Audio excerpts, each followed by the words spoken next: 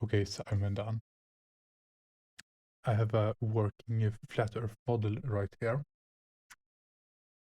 And as you see, you have sunset in the all of the correct locations for this time of day.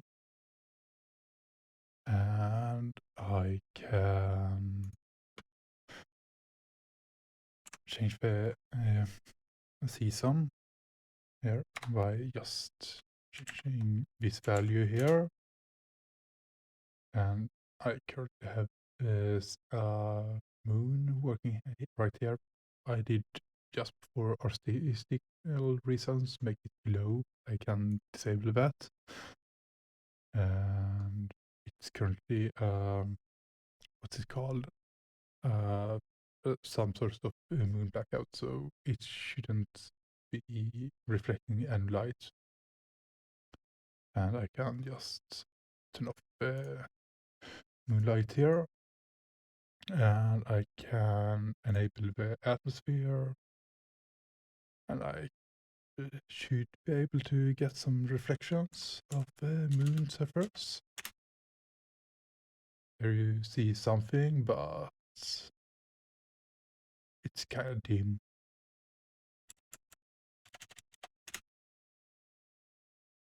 Yeah, you see, that's the point. The moon is illuminated, and you get some atmospherical effects here. I didn't bother to. I can disable that. I didn't bother to check what the actually correct values are, but as you can see, we have a sunset going on in Scandinavia here, and North America is in the is oh it's night here. The sun has already set, and you have uh, yeah you know what you're looking at.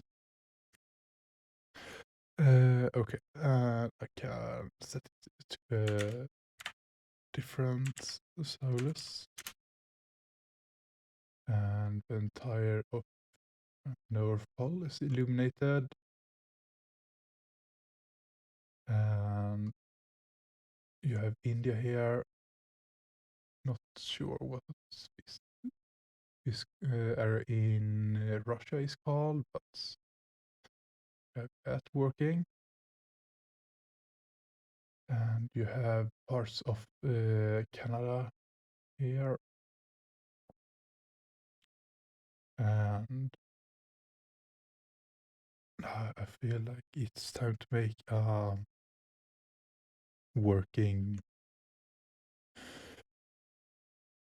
eclipse. Okay, so I will move the moon to the other side here. I get your eclipse here. I just didn't bother making the moon the correct size, but even though the moon is the same size as the Earth and super close, you still have it working. I can start moving the moon out from the sun here. And you have it working.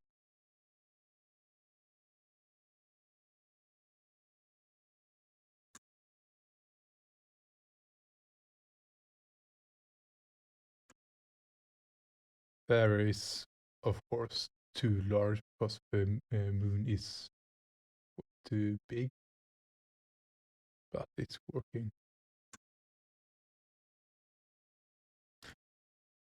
So on this model, I made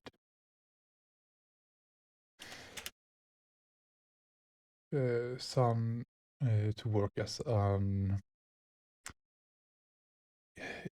what's it called? It's parallel light source that's infinitely large with a light deviation from being perfectly parallel of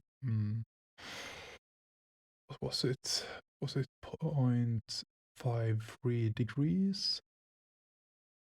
Oh, it's yeah, 0.53, and that should be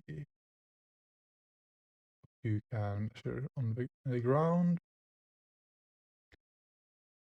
You see here that's the shadows of the landscapes are in the correct locations. Well, maybe not here, but that's a mapping issue. And you can see here that it's more less shadows on the side that's facing the sun and more on the other side. Here is especially clear, and here also. This is just a bit weird because you have such a steep angle everywhere. And you can see it here also. Here, you don't have anything here. Can rotate the sun to the other side. Well, at least almost completely. Yeah, it's here. So -90 and move it.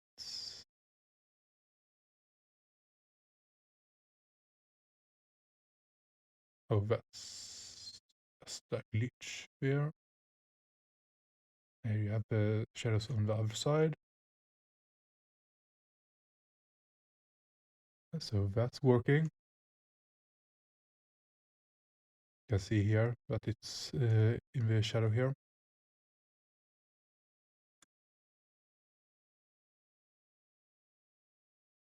So here you have a work model. I would like to see how you want to try and fit it. And I have some values here for you. So I calculated that if you draw a circle 1 meter in front of you, it should be whatever this value is. I didn't be yet. So we'll try and just count the amount of zeros here. But this is the percentage of the circumferences of a circle. How much smaller it should be if you draw it. Uh, what's what was it? 1 meter from yeah, the center point, of course. So if you have a circle with a radius of 1, it should be this value smaller than if the Earth was a perfectly flat surface, because the Earth is what's are calling it? It's shrinking in size the larger from the starting point you get. And this value is, if you draw a circle 2 meter from, draw a circle with a radius of 2 meters, it should be this process smaller circumference, of course. So would I have to try and see if you can. I would have you, Simon, down to try and fit this. And I should be able to calculate the movement of the sun and moon with this model also. And it should just be as easy as using a sine curve